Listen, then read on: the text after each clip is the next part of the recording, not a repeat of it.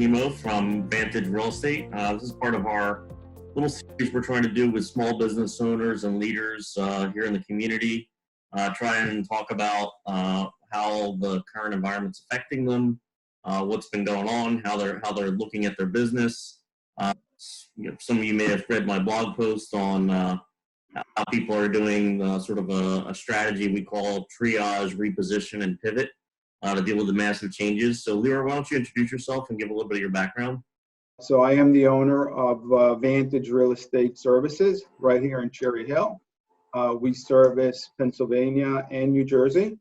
We help businesses and entrepreneurs achieve their commercial real estate goals, whatever they may be, whether they are tenants looking for a new office space, tenants expanding, contracting, investors looking for opportunities, and sellers of real estate. How do you think the abruptness of what came on impacted your current business plans?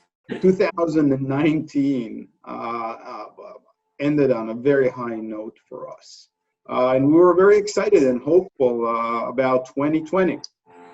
And then what seems to be like, hindsight, what seems to be almost overnight, all of a sudden, you have to shut down the office. Many of our clients decided, and rightfully so, to put their real estate plans on hold. So almost overnight, our pipeline went from this to that. So when you realize that everything's sort of going to change overnight, I use the term triage. So to me it's just like, how did you assess and really start to figure out, okay, what's in front of me and what do I do? So what we really did as far as the triage that you're mentioning, when it came to the team members, I made sure that I communicate personally with the team members often, spend as much time as I need or they need on the phone. The entire team, hands-on, calling clients, not just emails, but phone calls, text messages, saying, hey, we're here for you, you need help. So what do you see as changing in the commercial real estate industry? Do you see a lot of change coming? Obviously, brick and mortar retail could be a huge issue. I think that from my industry's perspective, right, other than companies becoming more efficient at working from home and communication, I don't see a fundamental change in the industry. I believe that any of the businesses we serve, not in our industry, many industries will have to change. I mean, retail has been shifting and changing for about a decade right now. So I think retail, we're going to see a big change in retail. If you follow the stock market, Amazon is, at all-time high. JCPenney is about to consider a bank. Obviously, we don't really know what the new normal really is going to be, but how are you repositioning to sort of your business at this point? So at this point, our entire team is working from home. The only change is that they're not coming to the office. We're still meeting with clients. We're following state guidelines for real estate. The state is allowing real estate agents to meet one-on-one, following social distancing guidelines, wearing a mask, wearing gloves. So we're still out there meeting with clients when clients are willing to meet. I'm here at the office.